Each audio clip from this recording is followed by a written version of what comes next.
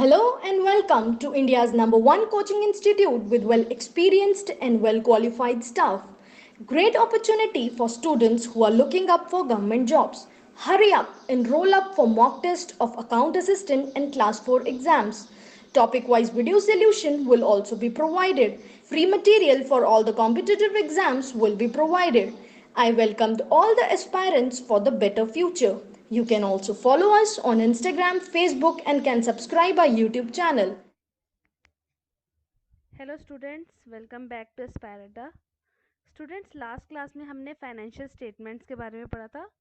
Financial statement student हमारी तीन तरह की होती है। पहली आ गई इनकम स्टेटमेंट। इनकम स्टेटमेंट में हम अपनी इनकम डिराइव करते हैं, पूरे साल की इनकम डिराइव करते हैं उसमें हम। और दूसरी आ गई हमारी बैलेंस शीट। बैलेंस शीट में हमें फाइनेंशियल पोजीशन पता चलती है अपनी। और तीसरी आ गई cash flow statement. Cash flow statement में पता चलेगा हमें कैश इनफ्लो कितना है, कैश आउटफ्लो कितना है। कैश फ्लो स्टेटमेंट में हम सिर्फ कैश की बातें करेंगे। और फर्स्ट आ गया हमारा इनकम स्टेटमेंट। इनकम स्टेटमेंट में हमने देखा था trading and profit and loss account बनता है हमारा। उसके बाद हमने ट्रेडिंग अकाउंट के बारे में काफ़ी बातें की थी लास्ट क्लास में, कि उसका फॉर्मेट कैसा होता है। ट्रेडिंग अकाउंट का फॉर्मेट हमने देखा था कि डेबिट साइड और क्रेडिट साइड बनती है ट्रेडिंग अकाउंट में। डेबिट साइड में ओपनिंग स्टॉक आता है सबसे पहले, फिर परचेजेस आती है। परचेज में से हम परचेज रिटर्न को माइनस करते हैं, नेट परचेज लिखते हैं इधर। फिर डायरेक्ट एक्सपेंसेस आते हैं हमारे। डायरेक्ट एक्सपेंस में हमने पढ़ा था wages, freight inward, carry inward. फिर राइट साइड पे हमने लिखा था sale, sale minus sale return, closing stock, gross loss. ठीक है, आज हम इसका नेक्स्ट स्टेप प्रोसीड करेंगे, profit and loss account.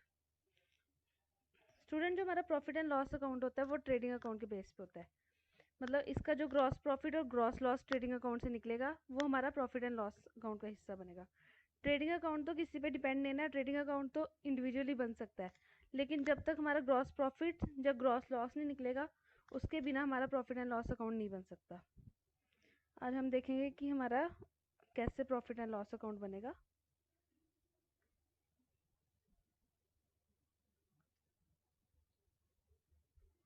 Profit and loss account. Student, जो प्रॉफिट एंड लॉस अकाउंट है ना हमारा, ये हमारा नॉमिनल अकाउंट की तरह होता है, जिसमें हम सारे अपने expenses and losses debit side पे बुक करेंगे और इनकम एंड गेन वो हम क्रेडिट साइड पे बुक करेंगे। इसकी भी टू साइड्स बनती है हमारी, एक बनती है हमारी डेबिट साइड, एक बनती है क्रेडिट साइड। सारे एक्सपेंसेस और लॉसेस हम डेबिट साइड पे बुक करेंगे और इनकम एंड गेन अपने क्रेडिट साइड पे बुक करेंगे। अब जो ग्रॉस प्रॉफिट हमारा ट्रेडिंग अकाउंट से निकला होगा वो हमारा क्रेडिट साइड पे आ जाएगा, by gross profit. Gross loss आया होगा तो वो डेबिट साइड पे आ जाएगा हमारा, to gross loss. Student, last class में हमने पढ़ा था डायरेक्ट एक्सपेंसेस जितने भी होंगे हमारे वो ट्रेडिंग अकाउंट में आएंगे, और इनडायरेक्ट एक्सपेंसेस जितने भी होंगे वो हमारा प्रॉफिट एंड लॉस अकाउंट का हिस्सा बनेंगे। डायरेक्ट एक्सपेंस हमने पढ़ा था कि प्रोडक्शन से लेके प्रोडक्ट के बनने तक के जितने भी खर्चे हैं वो सारे हमारे डायरेक्ट एक्सपेंस होते हैं। लेकिन जब प्रोडक्ट बन के तैयार हो जाता है उसके बाद के जो खर्चे, जैसे सेल्स के खर्चे, परचेज परचेज तक के जितने खर्चे वो डायरेक्ट में आ जाएंगे। और सेल के खर्चे, जैसे हम उसमें एडवर्टीजमेंट करते हैं अपने प्रोडक्ट बेचने की, रेंट पे करते हैं, ऑफिस के जितने भी खर्चे हैं वो सब हमारे किसका हिस्सा बनेंगे, प्रॉफिट एंड लॉस अकाउंट का।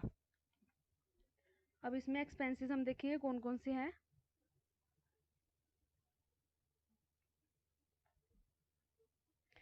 एक्सपेंसेस सारे हमारे डेबिट साइड पे आएंगे और इनकम जितनी भी होंगी हमारी वो सारी हमारी क्रेडिट साइड पे आएंगी। सबसे पहले आगे हमारे मैनेजमेंट से रिलेटेड खर्चे, मैनेजमेंट एक्सपेंसेस। इसमें स्टूडेंट आगे हमारा सैलरी, ऑफिस रेंट। अगर तो वेजेस होगा वो तो हमारा आ जाएगा ट्रेडिंग अकाउंट का हिस्सा। स्टूडेंट, वेजेस और सैलरी में क्या डिफरेंस है। वेजेस जो है ना आपके, वो आपको जितनी प्रोडक्शन आप कर रहे हो उस हिसाब से आपको पैसे मिलेंगे, वो पर आवर के हिसाब से होंगे। जैसे सपोज आप कर रहे हैं दिन में 8 घंटे काम, तो 10 में से 8 घंटे काम कर रहे हैं तो आपको 8 घंटे के ही पैसे मिलेंगे। जो सैलरी है वो फिक्स है, वो पर मंथ आपकी हो सकती है, पर ईयर हो सकती है, पर 6 मंथ हो सकती है। सैलरी आपकी फिक्स्ड है, जो वेजेस है वो प्रोडक्शन के हिसाब से, जितना आपने काम किया उतने ही आपको पैसे मिलेंगे। ठीक है, तो जो वेजेस है वो आपका हो जाएगा ट्रेडिंग अकाउंट का हिस्सा, और सैलरी आपका आ जाएगा प्रॉफिट एंड लॉस का पार्ट। ठीक है, और फैक्ट्री रेंट अगर होगा तो वो ट्रेडिंग अकाउंट का पार्ट होगा। ऑफिस रेंट अगर आ रहा है तो प्रॉफिट एंड लॉस अकाउंट का पार्ट है। ठीक है, ऑफिस में और कौन कौन से खर्चे हो सकते हैं? मैनेजमेंट एक्सपेंसेस हो गया, ऑफिस से रिलेटेड जितने भी खर्चे होंगे आपके, अगर आपने रेंट पे किया है। ठीक है, टेलीफोन चार्जेस,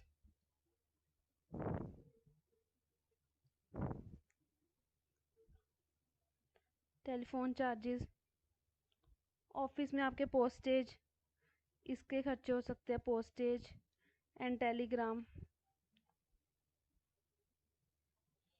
ठीक है, फिर आ गया आपका प्रिंटिंग स्टेशनरी का खर्चा, जितनी भी आप प्रिंटिंग वगैरह कर रहे हो, ये सारे इनडायरेक्ट एक्सपेंसेस में आएंगे आपके। ऑडिट फीस आप दे रहे हो, ऑडिट करवा रहे हो अपना, तो ऑडिट फीस दे रहे हो, ये भी ऑफिस का खर्चा आ जाएगा। लीगल चार्जेस, लीगल इशू हो गया है, उसके पैसे आप दे रहे हो एडवोकेट को, तो वो वाले आपके इनडायरेक्ट एक्सपेंसेस का पार्ट बन जाएंगे। इलेक्ट्रिसिटी, इलेक्ट्रिसिटी का बिल पे कर रहे हैं, वो आ जाएंगे। ये आ गया ऑफिस से रिलेटेड खर्चे। सेल से रिलेटेड खर्चे वो भी आप इधर डालेंगे। सारे एक्सपेंसेस आपके डेबिट साइड पे आएंगे और इनकम आपके क्रेडिट साइड पे आएगी। फिर आगे सेलिंग एंड डिस्ट्रीब्यूशन एक्सपेंसेस।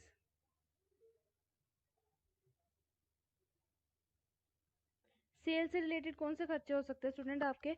अगर आपने एडवर्टीजमेंट की है, प्रोडक्ट बन के तैयार हो गया है, अब उसको बेचना भी तो है, एडवर्टीजमेंट करोगे आप, ब्रोशर्स वगैरह ये सारे आप प्रिंट वगैरह कराओगे, जितने भी है, न्यूज़पेपर में एडवर्टीजमेंट कर सकते हो आप, टेलीविज़न में दे सकते हो, ये सारी एडवर्टीजमेंट आपकी सेलिंग एंड डिस्ट्रीब्यूशन एक्सपेंस में आ जाएंगे और इनडायरेक्ट एक्सपेंसेस हैं ये। ठीक है, गोडाउन का रेंट,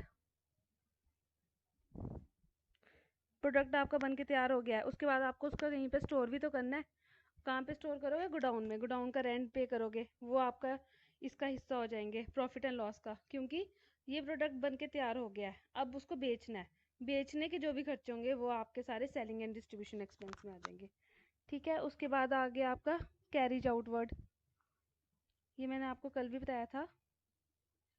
फ्रेट इनवर्ड और फ्रेट कैरिज इनवर्ड, ये आपका ट्रेडिंग अकाउंट का हिस्सा होंगे, और फ्रेट आउटवर्ड और कैरिज आउटवर्ड ये आपका प्रॉफिट एंड लॉस का पार्ट होंगे। ये होते क्या स्टूडेंट्स? ये हो गए फैक्ट्री से बेचने तक का जो भी आप फ्रेट पे कर रहे हैं या कैरिज पे कर रहे हैं, वो आपका इधर आ जाएंगे, कैरिज इनवर्ड और कैरिज आउटवर्ड और फ्रेट आउटवर्ड में आएंगे।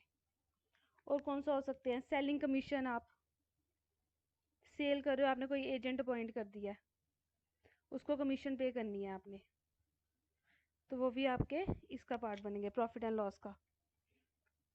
स्टूडेंट आपका बैड डेट, ये भी आपका एक्सपेंस है, ये भी आपका सेलिंग एंड डिस्ट्रीब्यूशन में आएंगे। आपने कोई सामान बेचा, किसी से पैसे लेने हैं आपने, वो बंदा कह रहा है मैं आपको पैसे दे ही नहीं सकता, तो वो आपका क्या हुआ? सेल से रिलेटेड खर्चा हो गया, वो भी आपका बैड डेट इसमें आ जाएगा। ये एक सेलिंग एंड डिस्ट्रीब्यूशन। उसके बाद एक और हेड आता है इसमें, फाइनेंस एक्सपेंसेस।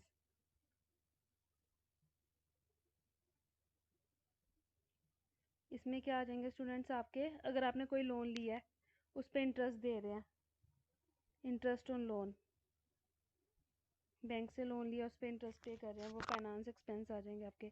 बैंक के चार्जेस, डिस्काउंट अलाउड, ये हमने पढ़ा था, डिस्काउंट अलाउड हमेशा हमारे डेबिट साइड पे आता है, डिस्काउंट अलाउड हमेशा हमारा एक्सपेंस होता है जो हम कस्टमर को देते हैं, डिस्काउंट अलाउड टू कस्टमर। अगर हम डिस्काउंट रिसीव कर रहे हैं स्टूडेंट, तो वो हमारी इनकम है, अगर अलाउ कर रहे हैं तो वो हमारा एक्सपेंस है, एक्सपेंस डेबिट होते हैं, और डिस्काउंट रिसीव है तो वो हमारी इनकम है, इनकम हमारी हमेशा क्रेडिट होती है। स्टूडेंट डेबिट साइड पे सारे हमारे एक्सपेंस आ जाएंगे। एक मिनट छोटा करते थोड़ा,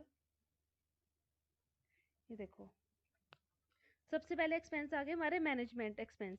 मैनेजमेंट एक्सपेंस हो गए ऑफिस से रिलेटेड जितने भी खर्चे हैं। ऑफिस से रिलेटेड खर्चा आपका सैलरी हो सकता है, ऑफिस का रेंट हो सकता है, इलेक्ट्रिसिटी बिल हो सकता है, टेलीफोन के चार्जेस हो सकते हैं, छोटे छोटे पोस्टेज, टेलीग्राम, इनके खर्चे, प्रिंटिंग स्टेशनरी का खर्चा, ऑडिट की फ़ीस दे रहे हैं आप, लीगल चार्जेस। फिर आगे सेलिंग एंड डिस्ट्रीब्यूशन एक्सपेंस, ये हो गए स्टूडेंट हमारे सेल से रिलेटेड खर्चे। जो भी हमने सेल सामान जो बना दिया उसको अब बेचना है, उससे रिलेटेड कौन से खर्चे हो सकते हैं?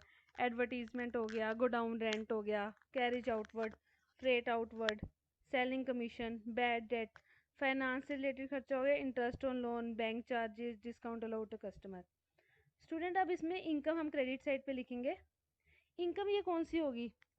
जो ट्रेड की इनकम है जैसे सेल वगैरह, उसके अलावा जो हमारी इनकम है वो हमारी इसका इनडायरेक्ट, ये इधर आएगी हमारी इनडायरेक्ट इनकम। ये डायरेक्ट इनकम नहीं है स्टूडेंट। डायरेक्ट इनकम होगी जैसे सेल्स, सेल करके जो पैसा आया वो हमारी डायरेक्ट है।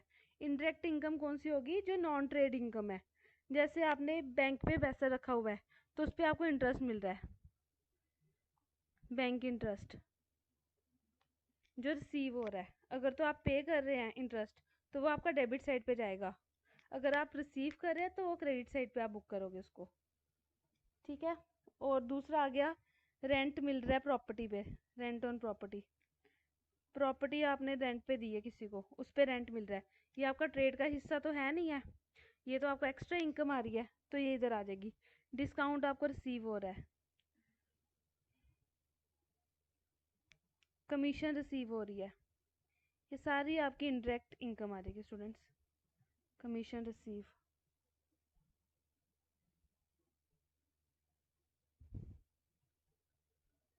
इस तरीके से स्टूडेंट हमारा प्रॉफिट एंड लॉस अकाउंट बनेगा।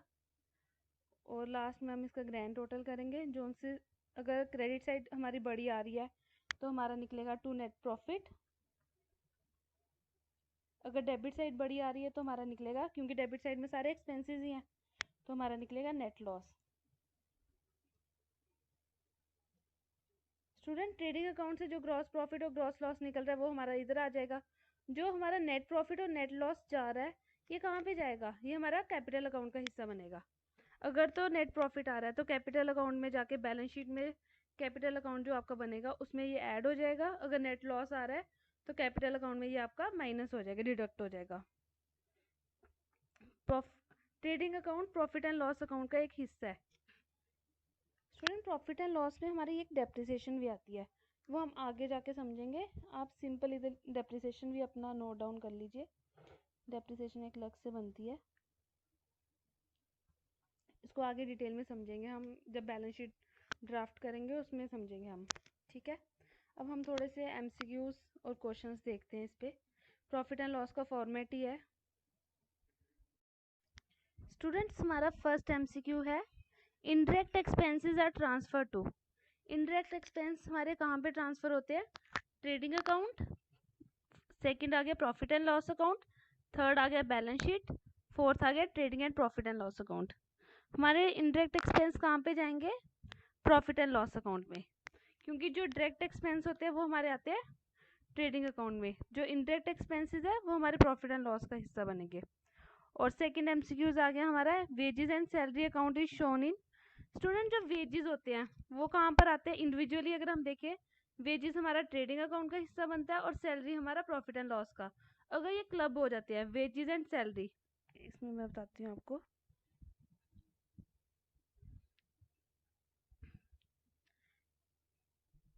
वेजेस एंड सैलरी अगर ये एक साथ लिखा हुआ आता है तो इसका मतलब क्या है?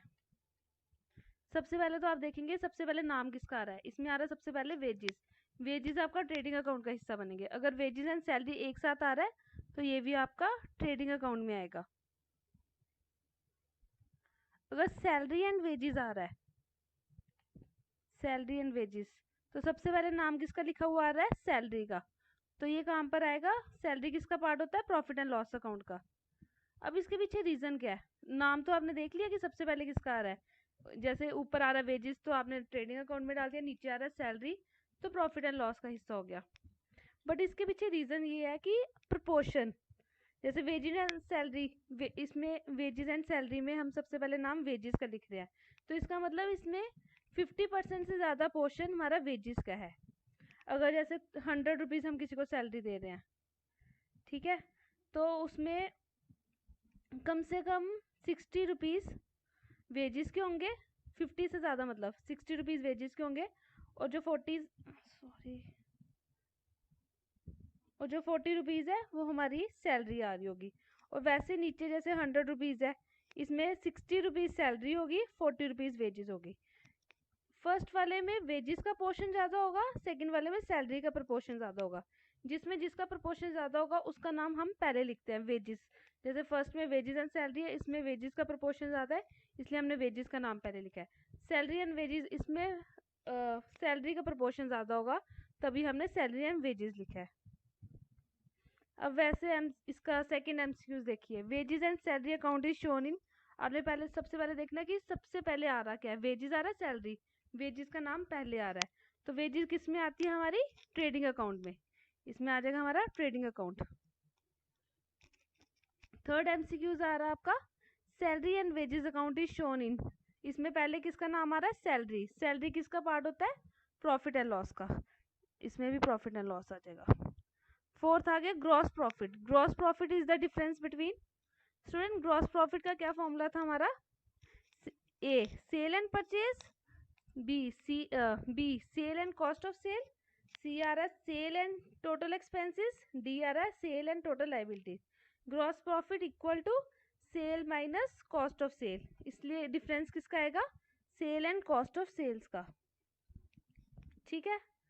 फिफ्थ एमसीक्यू है, capital is the difference between, capital किसके बीच का डिफरेंस होता है, ये हमने अकाउंटिंग इक्वेशन में पढ़ा था। कैपिटल किसका डिफरेंस होता है, capital is the difference between assets and liabilities. Capital equal to assets minus liabilities, उसके बीच डिफरेंस जो होता है वो कैपिटल आता है हमारा। 6 एमसीक्यूज है, सेल रेवेन्यू आपको दी हुई है 4 lakh, cost of goods sold दिया हुआ है 3,10,000 और एक्सपेंसेस दिए 60,000। स्टूडेंट एक्सपेंसेस लिखे नहीं है तो हम इसको डायरेक्ट मानेंगे इनडायरेक्ट मानेंगे। सबसे पहले तो हमने देखना है कि इसने पूछा गया, इसने पूछा है gross profit, the gross profit is, gross profit का आपने फॉर्मूला लगाना है। इसमें हम सबसे पहले देखेंगे सेल रेवेन्यू हमें दी हुई है 4 लाख, सेल रेवेन्यू हमें दी है 4 लाख और कॉस्ट ऑफ गुड्स सोल्ड दिया हमें 3,10,000। ठीक है, और एक्सपेंसेस दिए हैं 60,000 और ग्रॉस प्रॉफिट निकालने हैं। एक्सपेंसेस दिया हमें 60,000 और ग्रॉस प्रॉफिट इन्होंने हमें पूछा है निकालो।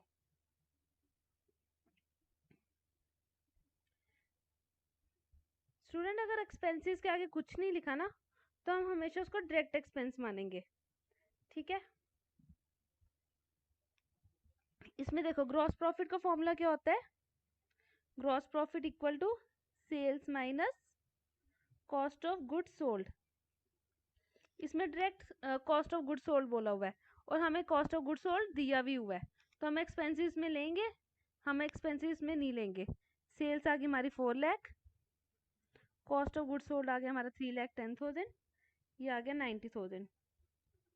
Student cost of goods sold का फॉर्मूला क्या होता है, opening stock plus purchases minus closing stock plus direct expenses. इस कॉस्ट ऑफ गुड्स सोल्ड में जो डायरेक्ट एक्सपेंसेस है ना हमारे, ये वाले एक्सपेंसेस ये ऑलरेडी ऐड किए हुए हैं, 60,000 ऑलरेडी ऐड है, इसलिए हम इसको फिर से ऐड नहीं करेंगे, ऐड ऑन नहीं करेंगे। ठीक है, आपने देखना है कि जैसे कॉस्ट ऑफ गुड्स सोल्ड लिखा हुआ 3,10,000, इसमें एक्सपेंसेस 60,000 ये ऑलरेडी एडिड है। अब नेक्स्ट एमसीक्यू देखेंगे हम इसका, इसमें आ जाएगा 90,000, सॉरी। नेक्स्ट एमसीक्यू है हमारा, balance sheet is prepare to know A financial performance, B financial position, C liability position, D asset position. Asset और लाइबिलिटी तो बैलेंस शीट का पार्ट है, बट हम किस लिए बनाते हैं बैलेंस शीट, स्टूडेंट हम फाइनेंशियल पोजीशन देखते हैं अपनी, तो इसमें हमारा आ जाएगा B part, balance sheet is prepare to know financial position. अब next MCQs, trading account is prepare to no, trading account हम किस लिए प्रिपेयर करते हैं स्टूडेंट, ग्रॉस प्रॉफिट निकालने के लिए, तो इसका एमसीक्यूज का आंसर हो जाएगा ए ग्रॉस प्रॉफिट, सॉरी। फिर आ गया profit and loss account is prepare to know, हम किस लिए बनाते हैं profit and loss, gross profit और ग्रॉस लॉस निकालने के लिए, नेट प्रॉफिट और नेट लॉस निकालने के लिए, जो ऑपरेटिंग प्रॉफिट और ऑपरेटिंग लॉस निकालने के लिए, जो फाइनेंशियल पोजीशन। ग्रॉस प्रॉफिट और ग्रॉस लॉस तो ट्रेडिंग अकाउंट में निकालते हैं, तो प्रॉफिट एंड लॉस में हम नेट प्रॉफिट और नेट लॉस निकालते हैं, और फाइनेंशियल पोजीशन हम बैलेंस शीट में देखते हैं। 10 MCQs आ गया। Return inward is debited to. Return inward क्या हुआ? सामान वापस आना। अगर कोई सामान हमने बेचा हुआ है तो कोई चीज़ हमें उसकी वापस आ रही है तो वो रिटर्न इनवर्ड हो गया। रिटर्न इनवर्ड को हम क्या कहते हैं? सेल रिटर्न भी कहते हैं। तो ये हम किससे डेबिट करेंगे? सेल में से करेंगे। 11th आ गया। Sales are equal to.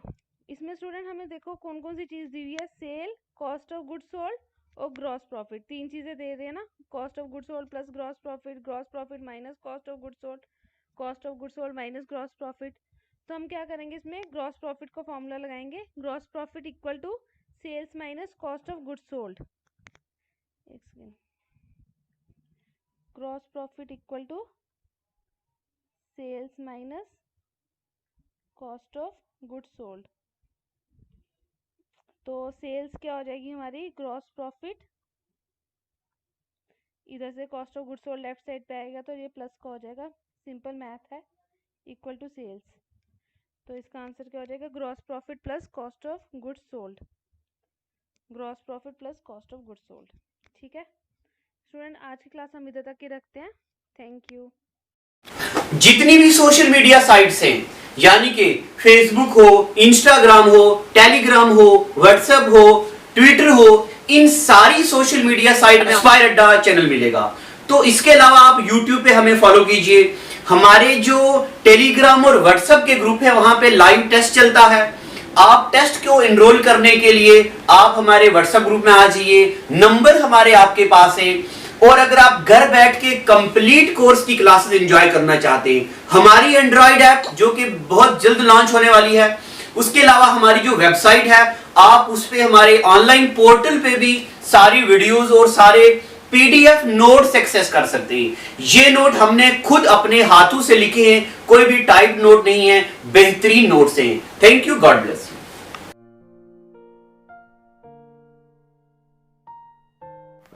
जितनी भी सोशल मीडिया साइट्स हैं, यानी कि फेसबुक हो, इंस्टाग्राम हो, टेलीग्राम हो, व्हाट्सएप हो, ट्विटर हो, इन सारी सोशल मीडिया साइट में इंस्पायर अड्डा चैनल मिलेगा।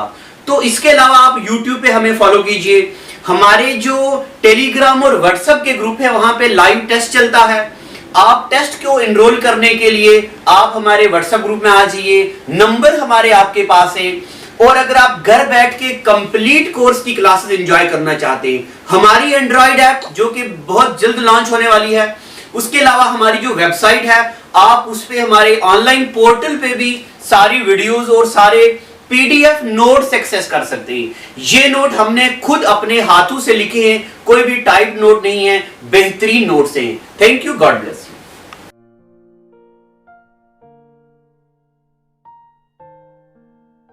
Well, it is hard time for all of us. Due to coronavirus, we have break the situation as earlier it was. But time never stopped for anyone. But it doesn't mean that we should go out and prepare for all the competitive exam. We can utilize this time by doing self-study and taking help of Aspire Ada YouTube channel. To start with, you need to prepare a proper schedule for all the subject, and without going out, you should complete all the syllabus by yourself. And when the critical situation will end, here you are. Hooray! You are ready for all the competitive exam. Utilize this time until it go.